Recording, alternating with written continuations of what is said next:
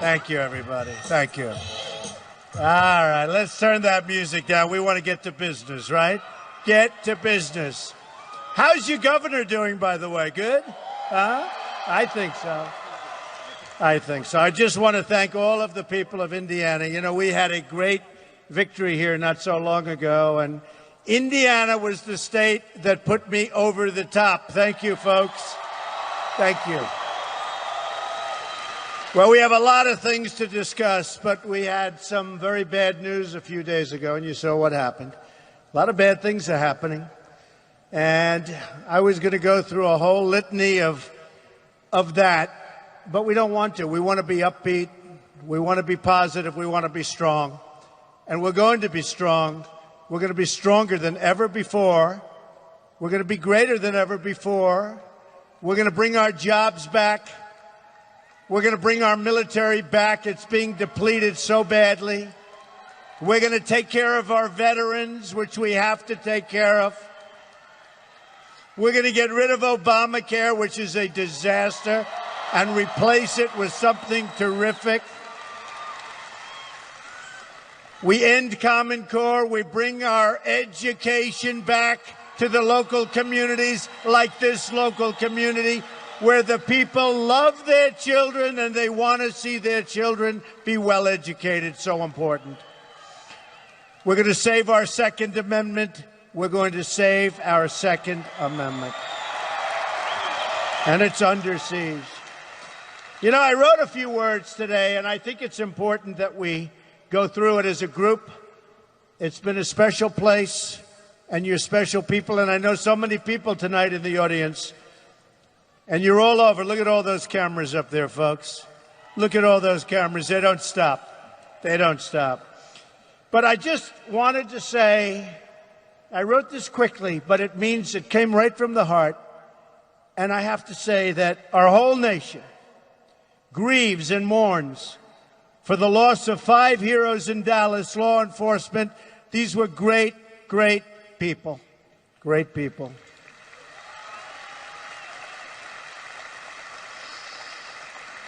We pray for their families. We pray for their loved ones. We pray for all the wounded survivors. We pray for our country. So important.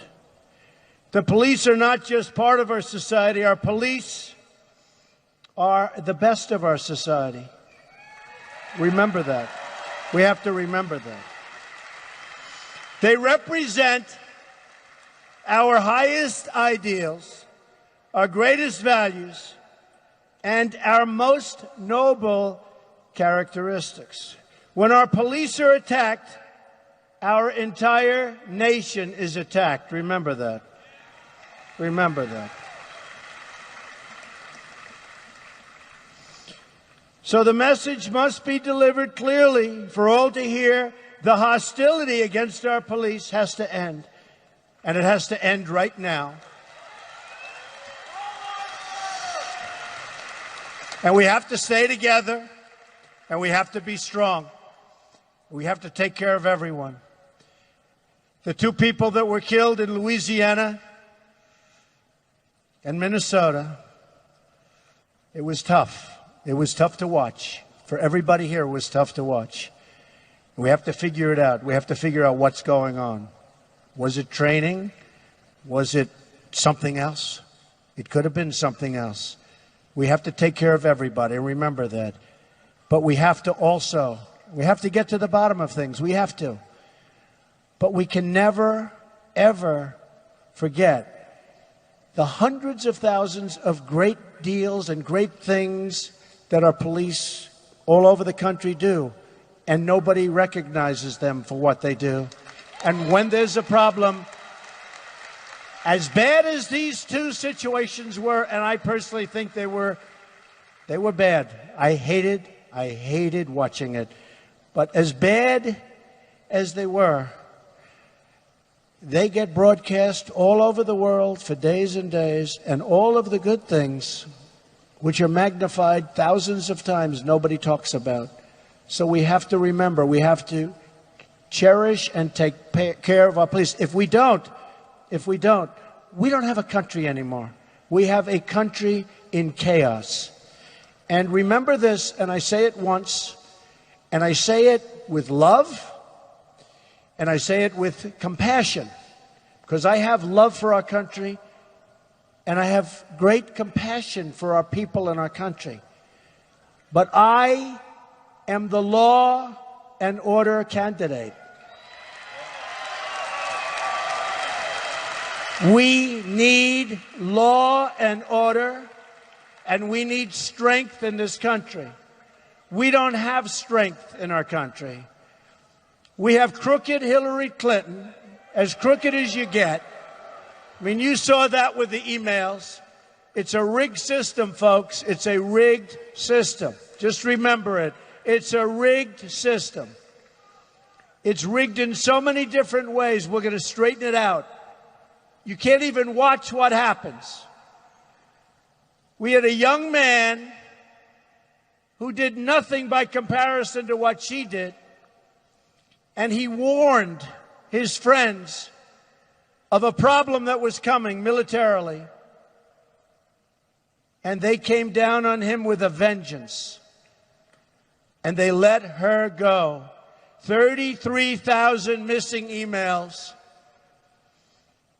They let her go. Lies all over the place, and they let her go. Think of it. It's a disgrace. So we're going to get on to other subjects, but I have to say, law enforcement has to remain with us. We have to take care of our police and our law enforcement officials. We're going to do it. We're going to continue to do it. We're going to remember that they do a fabulous job. We're going to remember they do a great job.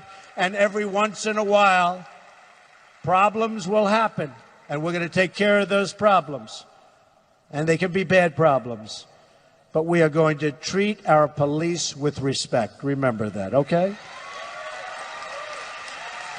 Now, I'm looking at different rates and different crimes, and you see the crime rate in large portions of our country is going way up. You look at certain inner cities and look at Chicago. Look at what's going on. Since President Obama became president, almost 5,000 killings in Chicago. And nobody talks about it. Well, we're going to start talking about it because we have to make this a safe country. And, you know, I would say 2 weeks ago, a month ago, I wouldn't be saying these words. I was talking about the border. And I was talking about the wall, and we will build the wall. That I can tell you. I can tell you. Oh, we're going to build the wall. Don't worry about it. Are you ready? Who is going to pay for the wall? I don't hear you. Who's going to pay for the wall? And they will. Very much. They will. 100%. And you know what? They'll be happy to pay for the wall. We have a trade deficit with Mexico that you wouldn't believe. Billions and billions and billions of dollars a year. We're losing on the border. We're losing on trade. And when I was in the debates, and I'd mentioned this, people would come up that I was debating against. And they used to say, Donald, you're not really going to build a wall, are you? I say, absolutely. They say, but you can't build a wall. But I'm in the construction. You know how easy a wall is? A wall. We build 95-story buildings with bathrooms. That's tough construction, not a wall. Walls don't have bathrooms, and bathrooms are always tough. But we're going to have a very big, beautiful gate in that wall. Big and beautiful. And that gate's going to be open, and it's going to be wide open for people to come into our country, but they're going to come into our country legally. They're going to come in legally.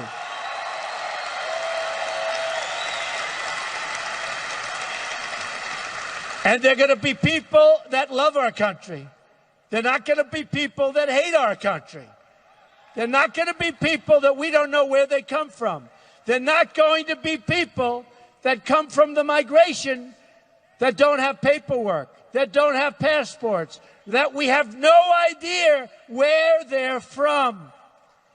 We have no idea what their motives are. We're going to say, no, sorry, no, and we'll help. And in Syria, we'll build safe zones, and we'll get other people to put up the money, because we are going to owe very soon 20 trillion with a T. Nobody even knows what it means. We're going to own right now, can you believe this? $20 trillion. Soon going to $21 trillion. So we're going to get the Gulf states, who have so much money, folks, so much money, and we're going to get them to put up the money and others. And we're going to take care of people, and we're going to have compassion. But we can't allow them to come into our country. We have enough problems right now. You see what happened in Orlando. You see what happened in San Bernardino. We can't allow it to happen. So we're going to build safe zones. We're going to take care of people. We're going to have other people fund these safe zones. We're going to build up our military. We should have never been in Iraq. But once we went into Iraq, we should have never left the way we left. We left like fools. We went in, should have never happened. I didn't want to go from the beginning, and I have proof from the beginning. I didn't want Iraq. I said, you're going to destabilize the entire Middle East, and that's exactly what happened. But then we were there, losing thousands of lives, spending trillions and trillions of dollars. Probably in the Middle East, we're up to $4 trillion. And we're in worse shape now than we were 15 years ago before the whole deal started. Far worse, not even close. Far worse, far worse. So what we're going to do is we're going to start thinking smart. We're going to be smart again. We're going to make great military. And by the way, I said for years, we've got to keep the oil. I said, keep the oil. You leave, you keep the oil. We didn't do it. We didn't do it. I said it for years. Once we were in, I said, when we get out, it's going to be a disaster. But when we get out, we should have left some troops there. And I hate saying that, but we should have left some troops there. And it would have been better, certainly, than it is right now. Can't be any worse. But I always said, keep the oil. But we didn't keep the oil. So who has the oil right now? A lot of the oil is had by ISIS. And we created ISIS. And Hillary Clinton, through her incompetence, directly and indirectly created ISIS. And now she wants to get rid of it. She says, yes, we will fight ISIS. She's the one that created it. With stupidity. With stupid policy. Policy that's only going to get worse. She is the one that created it. And that's what's happened. And so now we have problems all over the place. We have our cities exploding. We have ISIS looking at us. And by the way, when our enemies all over the world, including our friends all over the world, look at what's happening to our country, where the other night you had 11, think of it, 11 cities potentially in a blow-up stage. Marches all over the United States. And tough marches. Anger. Hatred. Hatred. Started by a maniac that some people asked for a moment of silence for him. For the killer. For the killer. Okay? So, when our enemies look at what's going on with our country, they see our deficits. They see we don't win anymore. We don't win. We don't win. We don't win at anything. I always say when I was young, going to high school and going to college, and before then, we never lost. You know, United States, they said, had never lost a war. Now we never win. We don't win on trade. We don't win with our military. Our military is so depleted. Our military has fighter jets that are in use, flown by great American people that are so old and they can't get parts for the fighter jets. These are people flying these jets now in combat. They can't get parts, so they go to the plane graveyards in the deserts. They go to museums where they have similar planes, and they strip the planes of parts to use for our fighter pilots to fly. This is what we've been reduced to. And I'll tell you something. Hillary Clinton is incompetent, okay? The greatest single thing, in my opinion, that she's ever done is to get out of the email problem. I think it's incredible. She did a great job on that. I think it's her greatest achievement. I think when they look back on Hillary Clinton, they will say the greatest achievement of Hillary Clinton was getting out of this problem with emails. Nobody could have gotten. Houdini couldn't have gotten out. She was so guilty. I have a list. Look, page after page of the lies. Page after page, the lies. All over. Look at this. Page. Look, I don't want to read it to you. The press would say, you should spend your entire speech talking about Hillary Clinton and the emails. I don't want to talk about it. You know what? It was all lies, folks. I don't have to go through and bore everybody. It was so horrible. It was so disgusting. It was so outrageous. You look at General Petraeus.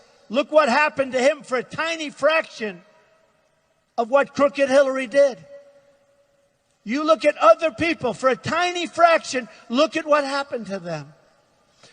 So I just tell you this. We have a candidate on the other side who, if she ever gets elected, it will be 4 more disgusting years of Obama. It will be 4 more years of weakness. It'll be 4 more years of civil unrest. It will be 4 more years of not winning with our military and not winning against ISIS. They don't have a clue how to beat ISIS. They don't have a clue. But it'll be 4 more years of Obama and Obamacare and all of these things that don't work. Except I think actually it will be worse. Today I see Bernie Sanders gave her this very, sort of strange endorsement. I want to tell you, a lot of Bernie Sanders people are so upset about it, they're going to be voting for Trump. I really believe that. They're going to be voting for Trump. They're going to be voting for Trump. Because the one thing that Bernie Sanders and I have in common was trade. Now, he can't do anything about it. He just knew it was bad. I know how to fix it. Because I am in favor of free trade. A lot of people say I'm an isolationist. Okay? Of course, when you're losing $800 billion a year on trade deficits, maybe that's not the worst thing. But we're going to straighten it out. I believe in open borders for trade. I believe in free trade. The problem we have is that virtually every single country that deals with us are far sharper and far better. They have their best negotiators. We have people that are political hacks negotiating for us. We have people that don't know what they're doing. I have the greatest businessmen in the world that have endorsed me, including people like Carl Icahn, great businessman. We have some of the greatest negotiators, maybe the greatest negotiators in the world. We don't use them. We use political hacks. We have people in there that got in for politics. You can look at the biggest companies in the world, and it's small potatoes. It's peanuts compared to some of these massive trade deals. And we have people that should never be negotiating trade deals. Just like we have Secretary of State Kerry negotiating with Iran, and what they did to him and you, because he has no idea what the hell he was doing and what he gave away. Israel is in serious jeopardy. Frankly, we're in serious jeopardy, and we made a power out of Iran. We made a power. Number one, we should have never gone in and negotiated that deal until we got our hostages back. Ever. Ever. We should have never, ever gone in. And what you say is, folks, we have to get them back. And if you don't want to give them back, you leave the meeting. You leave the meeting and you double up your sanctions. You would have had them back within 24 hours. I guarantee you that. But we didn't do that. We never left any meeting. I kept waiting for the whole delegation. I kept waiting for them to leave, to get up and leave. I used to say, get up and leave. Perfect. Get up. We didn't win anything. The only time that Kerry left was at 73 years old to go into a bicycle race where he fell and broke his leg, right? And I always tell people, I promise you, I will never enter a bicycle race when I'm in the midst of an important nuclear negotiation. I promise. I promise.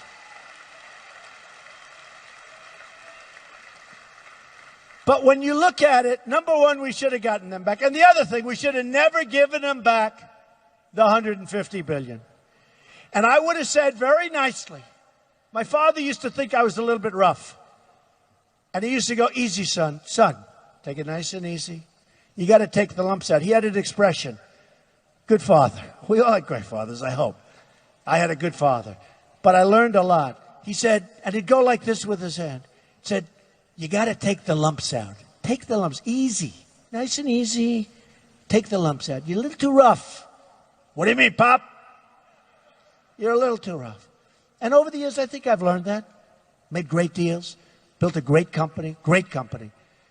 Took advantage of every single thing you can because you're working for yourself. You're working for your family. You're working for your employees. You're working for... Took advantage of every law. Some of these are the dumbest laws I've ever seen. Some of these laws are so stupid, but, you know, you take advantage of them. You're like a business person, right? Got to take advantage of them because you're really representing your employees, your company, your family. But my father would say, take the lumps out. So here's what I would have said on the 150. In the old days, when I was young, I'd say, we're not paying you back the $150 billion. You're not getting it. And there'd be a lot of hard feeling, right, in the room. You know, it'd take a while. They'd still come back. Don't worry about it. Because they need us. They need us. And then I would have left, and he'll go with the sanctions. I would have done two things. Number one, hostages before we start uttering the first word. But number two, and how long were those hostages there? That negotiation took forever. And we didn't win a point. We lost everything. They're going to be a nuclear power. They're rich. They're powerful. How about Yemen? They're fighting on the other side of Yemen. We're fighting. They're fighting. I said, why didn't they make the deal to get out of Yemen? And Kerry said, because he didn't want to complicate the negotiations. Give me a break. Now, can you believe we're fighting each other? We're talking about one thing. They don't want to bring something else. It's too complicated. These are amateurs. But my father would say, take the lumps out. So here's what I would have said. Number one, we'd now be negotiating because our prisoners would have been back years ago. Years ago. I would have said, fellas, look, here's the story. Here's the story. We have a problem. Our country's flat broke. We owe $19 trillion, going to be 20 now with the omnibus budget, going to be $21 trillion very soon. I want to give you the money back. I really do. We don't have it, I'm sorry. They would have gone nuts. They would have said, what do you mean you got to give us the money? I said, no, we want to. We don't have it. I want to so badly. We love you. You're such great people, such nice people, so kind. Take a look at what they do to their hostages and their prisoners. You'll find out about tough people. Great negotiators. Persians, great negotiators. I would have said, remember, nice and easy. I would have rather done it my way, but I respected my father. So I would have said, we don't have the money, can't do it. They would have left, we would have left. We would have been back in 2 weeks, okay? We would have saved $150 billion. So those two things. We would have had our hostages back. We would have saved $150 billion. Now they're so rich. They're buying airliners. They're buying everything. They're buying probably nuclear weapons. We just don't know about it, okay? What the hell do they have to do nuclear weapons? You know, we're worried about them making nuclear weapons. They'll buy them. They've got the money. They made such fools out of us. Folks, those days are over. They're over. They're over.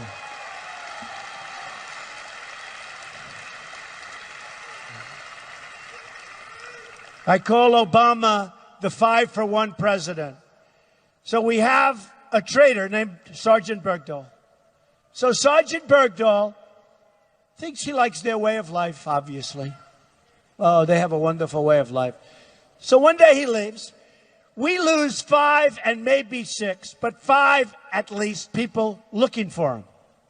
They were killed. They were killed by the enemy. They go out there looking for him. They knew he left. Everybody with him knew he left because he was all whacked out and a believer in them, not us. So they knew he left. So knowing that, in fact, they had a colonel and I believe a general talking to the people that knew him. And they told the colonel and the general that he left. He deserted. Remember the old days, a deserter, what happened? Bang. 20 years ago, it was bang, but slowly. 10 years ago, it was long prison. Today, they're probably talking about nothing. That's where we've come. But I call him the 5-for-1.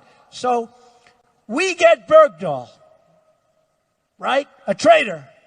They get 5 of the most vicious killers that they have, that they've been after for 9 years, to get them out. And they bring them and they're back on the battlefield trying to kill everybody, including us. This stuff is going to stop, folks. And Gitmo, we're not closing Gitmo. We're going to fill it up. We're not closing Gitmo. We're not closing Gitmo. And I see Hillary Clinton said, I do not like Donald Trump's tone.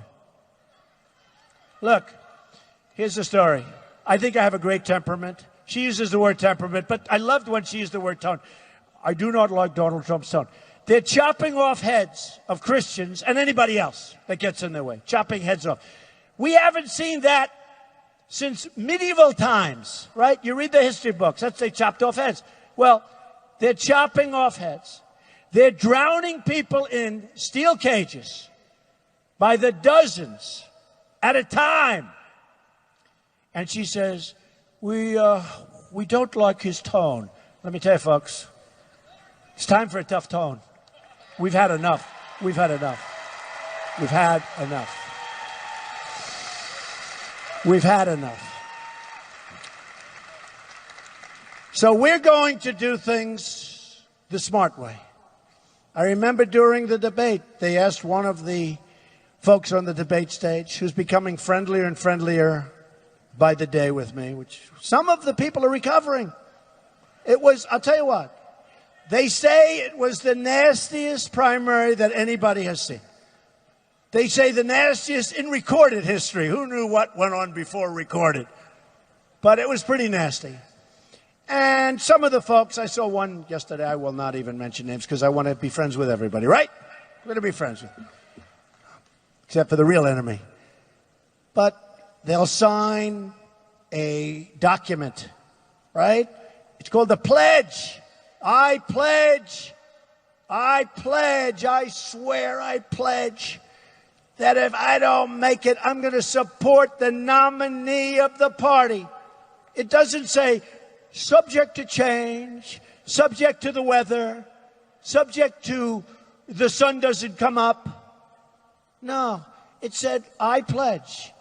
And for that pledge, they got access to millions of dollars worth of material from the Republican National Committee, the RNC. Reince Priebus, a great guy. By the way, great guy. He's doing a great job. Got to tell you. Reince Priebus, doing a great job. And if he wasn't, I tell you. And if he doesn't over the next 4 or 5 weeks, I'll tell you, but he is. He's a good man. And his whole staff is doing a great job. But they got access. So they signed a pledge that they will support. Now, I don't want their support. It won't mean one vote, other than perhaps their family. It doesn't mean anything. But I signed the pledge too. And everybody wanted to sign the pledge. And the reason they signed the pledge was to get me to sign it. I signed it. I would have honored it. I just say people should honor pledges. People should honor documents when they sign them. You know, not a big deal. Not a big deal, but they should honor them. So here's the story, folks. We're losing our country. We're like a piece of Swiss cheese at the borders. That's going to end. You know, the Border Patrol agents, 16,500, first time in history that they did this. They've never done this before. 16,500 Border Patrol agents have endorsed Donald Trump. They know better than anybody what's going on at the border. And by the way, if and when we win, it's we. I'm just a messenger, folks. I'm telling a message of common sense. I'm telling a message of strength. But I'm your messenger. And I'm doing a good job as a messenger. I mean, you know, in all fairness. But 16,500 Border Patrol agents endorsed Donald Trump. If they didn't, their job's much easier. What they do now is they stand there, beautiful equipment, great people. People walk right by them. That's an easy job. They can't stand it because they don't like what's coming into our country. They want to do their job. With me, they're going to be working really hard. And I said to them when they called me to tell me about the endorsement, never done it before. They've never endorsed a presidential candidate before. 16,500 great, great people. And I said to them, so let me tell you, I want to ask you this question. How important is the wall? They said, Mr. Trump, the wall is vital. I don't know what I would have done if they said it's not important. I would have had to say, I guess we're not building it because I respect these people. They know better than anybody. They know a hell of a lot better than the consultants and all these people that are making millions of dollars that don't have a clue. Who's better at that? I said, how important is the wall? Mr. Trump, never forget the answer. The wall is vital. It's vital. Very important. Very important. They actually said it's a tool toward real security, an important tool. And then I spoke with Sheriff Joe Arpaio from Arizona, and he called me out of the blue, and I've read about Sheriff Joe. I mean, he knows borders, right? Amazing guy. Tough guy, but he's an amazing guy. And he said, Mr. Trump, I just want you to know that I'm endorsing you because you know more about this stuff than anybody. You know more about this stuff than people doing it for 25 years. You get it. You know what's happening. I'm endorsing you. And he's actually a quality person. He's a tough guy, but he's a quality person. He gets the job done. Amazing. So I know about that. And when it was coming time for the wall, I'll never forget Vicente Fox, your former president, on one of the major networks, used the F-bomb. Remember it? I told the story a couple of times. He said, we will not pay for the F-bomb wall. I said, oh, he's dead. Hey, can you imagine? It's going to be headlines tomorrow. He used it on live television. I said, oh, I feel so badly for the guy. Now, in one way, I was happy because he used to say, we'll never build the wall. Now he's saying we'll never pay for the wall. So we made a lot of progress. At least he's now admitting it's going to get built. Right? And he seemed like a nice guy, but he got a little bit rough. We will never pay for the F-bomb wall.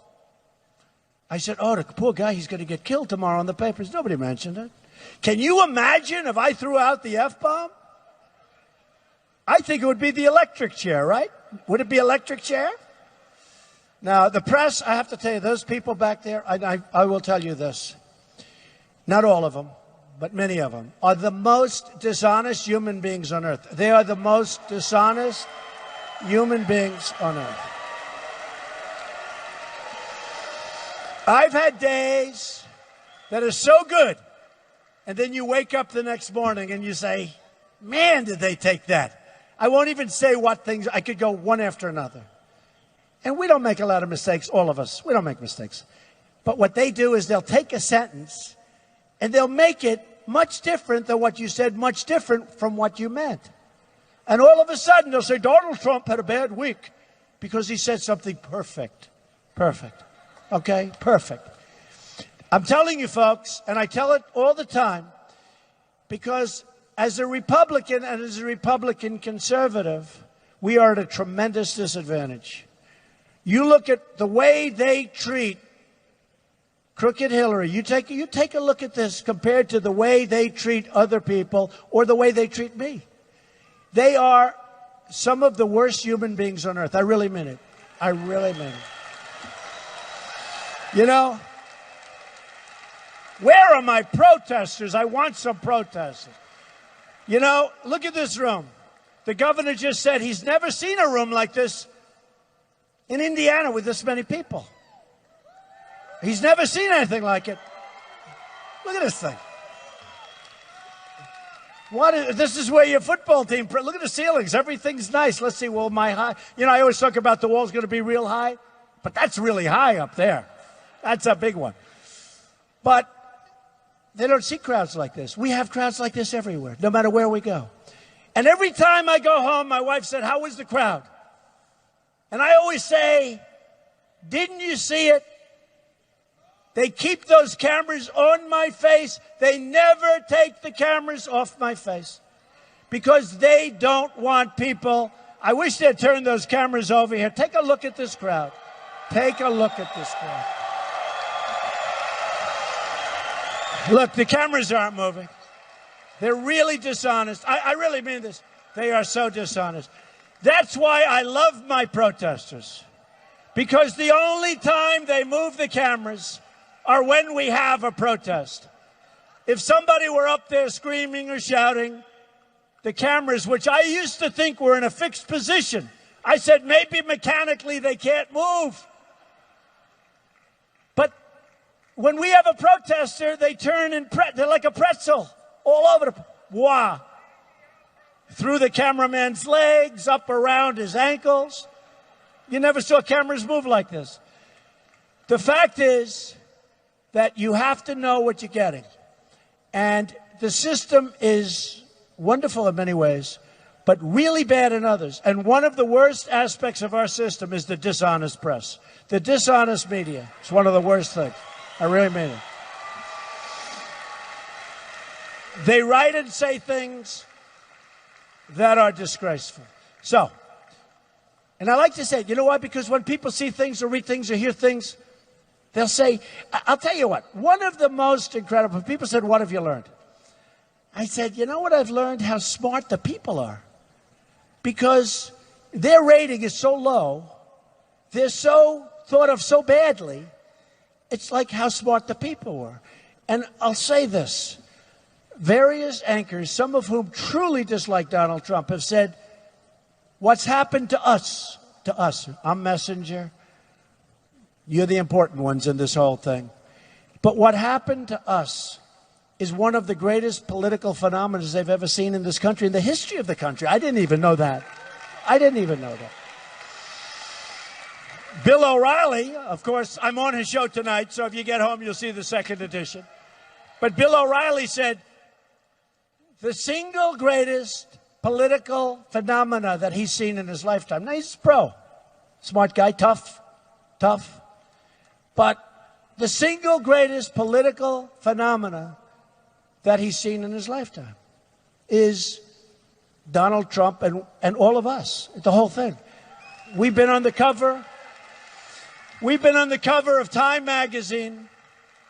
We've been on the cover of Time magazine so much it becomes routine. In fact, they just told me, Mr. Trump, sir, you're on the cover of Time magazine again this week. I said, all right. You know, in the old days, I'd say, wow, that's a big deal. Now it's like, really? That's good. That's all right. You're on the cover of Time magazine. I'm not on the cover of Time magazine. You're on the cover.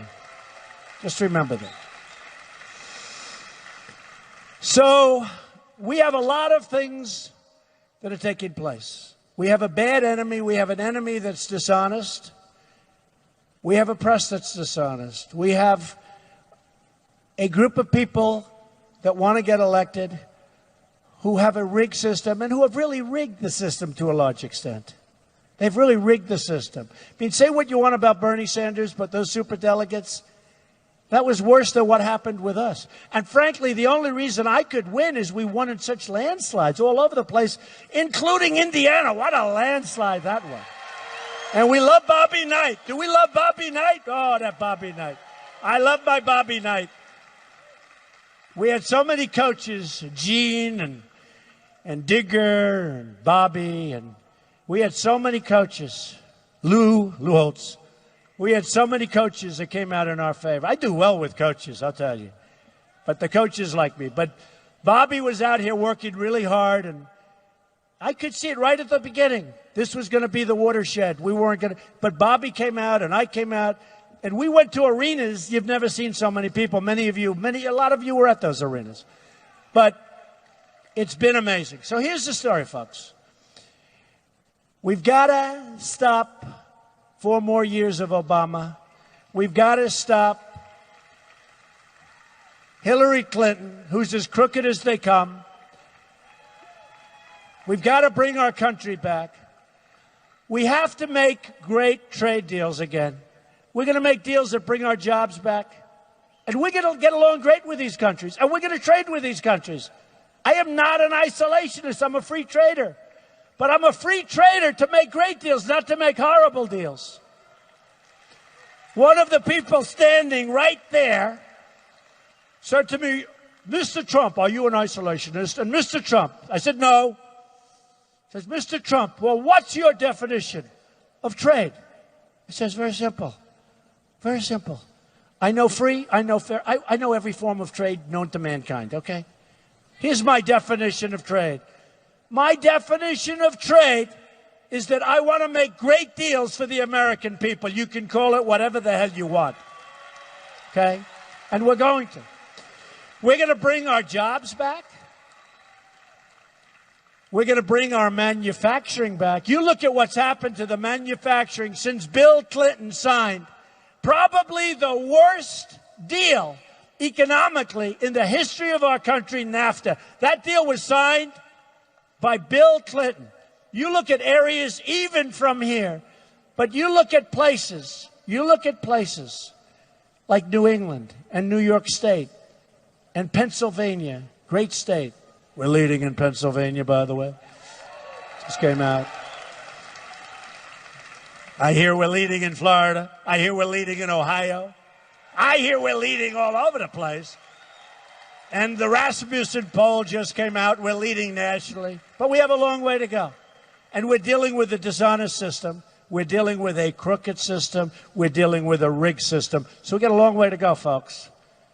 And we don't want anybody to take it away from us. And when this person said to me, by the way, what you've done has never been done before. Congratulations. It doesn't even matter if you win or lose the election. What you've done has never been done before. Winning all the primaries, beating great professionals, and they're very talented people, beating these. It's never been done before. You'll go down in the history books, Mr. Trump. I said, do me a favor. Don't even tell me about it. Because if I don't win the next one, I will consider it a big, fat waste of time and $55 million I put up, and I'm still putting up a lot more.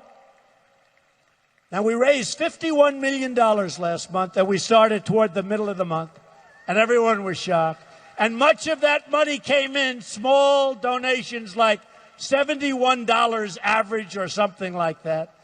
And I put up millions, but I did it like I want to incentivize people. I want people to realize I'm raising money for the Republican Party and the RNC. That's what we want to do. Because we want to keep our majority. We want to keep our House. We want to keep our Senate. Because I'll tell you what, if we can do that and we have Trump as president, we are going to be able to do things that are going to be so great for our country. Going to be amazing. You know, we're one of the highest taxed nations in the world. And yet, in going around and meeting with people, small business people, big business people, if they had their chance and if they had their choice, they would rather get rid of rules and regulate. We have the worst regulations anywhere in the world.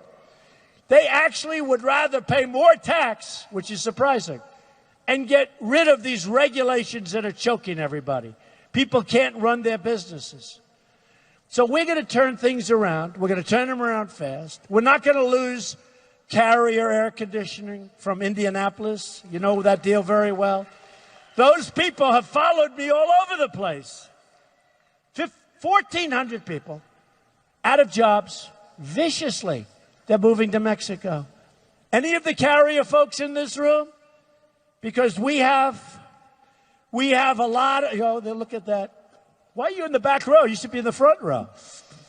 But we had, during the season, we had so many of them that follow us around. They felt so badly. We're not going to let that happen. When people and countries take our companies and take our jobs, there are going to be consequences. They're not going to take them because we're not going to let Carrier come in, make air conditioners in Mexico, sell the air conditioners to us across a very strong border now without consequence. And when we explain to the heads of Carrier that here's the story, either stay or if you want to go to Mexico, we wish you a lot of luck. But when you sell your air conditioners, you're going to pay a 35% tax as those air conditioners cross the border. And you know what's going to happen? They're not going to move. They're not going to move. This government was thinking about low-interest loans, zero-interest loans, all sorts of ways how to keep our companies. You don't need that. They don't need money. They're making plenty of money. But we're not going to let them just take our companies out, fire everybody. These are people with Carrier for many, many years. We're not going to let it happen. And we're going to have a country that's so smart again. So here's the story, folks. We don't win anymore. We're going to start winning. We're going to win with our military. We're going to kick the hell out of ISIS. We have to end it. We have no choice. We're going to take care of our vets. So important. Our vets are being treated so badly. I have such great veteran support. We're going to take care of our veterans. We're going to have strong borders. We're going to have the wall. Oh, that wall is going to be as beautiful as a wall can be. Somebody said, Mr. Trump, sir, they're going to call it the Trump wall. I said, well, then I better build it big and beautiful, right? No, I don't want that. But we need great borders. Because without borders, we don't have a country. We're going to make great trade deals. Our jobs are going to come back. We're going to make a lot of money on trade. Right now, we lose all of this money. You look at Japan, the biggest ships you've ever seen floating in. I was in Los Angeles. They float in these massive, massive ships loaded up with cars. And the cars are pouring just like, NASCAR. I love NASCAR. I love Brian France. He endorsed me from NASCAR, right? NASCAR. It's like NASCAR drivers. King Richard endorsed me. A lot of the guys endorsed me. Richard Petty. They come in, they're pouring off these boats. We send them wheat. We send them beef. And when it gets there, they don't even want it. They send it back. You want to see trade imbalance. Take a look at the imbalance we have with Japan. It's going to end, folks. We're going to have smart people now. We're going to make great deals. We're going to make fair deals. We're going to get along great with Japan. We're going to get along we're going to get along better with these countries, and they're going to treat us fairly. And we have all the cards. Just remember that. We're the piggy bank. But they're going to break our piggy bank very soon. But with the piggy bank, they take the money out. We have rebuilt China. The money they've taken out of this country. They have trains that we can only dream about. They have highways that we can only dream about. Places outside of this country in the Middle East, different places, have airports that we can only dream about. We used to be at the top. Now we're like a third world country. So here's what I say. We're going to start winning again. We're going to win so much. You're going to be so proud of your country. We're going to win so much. You're going to be so happy. You're going to have your jobs back. You're going to have your pride back. I often joke, you'll be calling up Mike Pence. I don't know whether he's going to be your governor or your vice president. Who the hell knows? But you're going to call up, good man, but you're going to call him and you're going to either say governor or vice president. Sir, please speak to Mr. Trump. We're winning too much. We, the people of Indiana, cannot stand all of these victories. We can't take it. We're not used to it. Please, we're winning with our military. We're going to beat ISIS. We're winning on trade. We're winning at the border. We're stopping drugs from pouring in. We're winning on education. We're winning with our Second Amendment. Please, please, Mike, help us. We're winning too much. And Mike will come to see me. Say, Mr. President, sir, they're winning too much. The people of Indiana can't stand it. I say, Mike, go back and tell them we're not changing a damn thing. We're going to keep winning. And we're going to win at every level. And we are going to make America so great again. We're going to make America greater than ever before. I love you, Indiana. Thank you for all your help. You're really special people. Thank you. We love you. Thank you very much, everybody. Thank you. Thank you.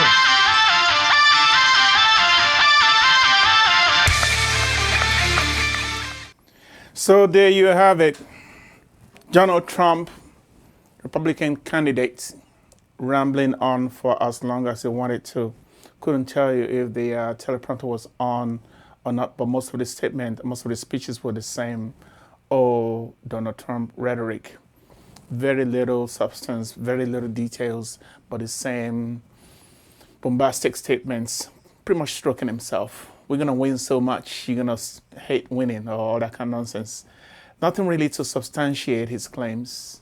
Nothing really solid or concrete to say, this is what I'm going to do for you. Just colorful rhetorics. He's going to build a big, beautiful wall with big, beautiful gates, with big, beautiful everything else that's going to look so lovely. Poetic, I would say, if you call it that. But believe it or not, people still love and are going to vote for Donald Trump based on the fact that he is making all these false promises with nothing, with no factual details to back them up, where the money from the building of the wall is going to come from. Knowing fully well we're not going to build any wall, but there are people who are gullible enough to actually believe that he's going to build this wall that will rival the Great Old China Wall. So it's Michael Ness on World View Radio and Television. Thank you very much for joining us. I'm going to be giving you additional broadcast details as time goes on. Again, we're going to be at the Democratic National Convention, sending you live broadcast from July 25th to July 28th. Until then, it's been a pleasure. Thanks for tuning in, and we'll see you soon. Bye.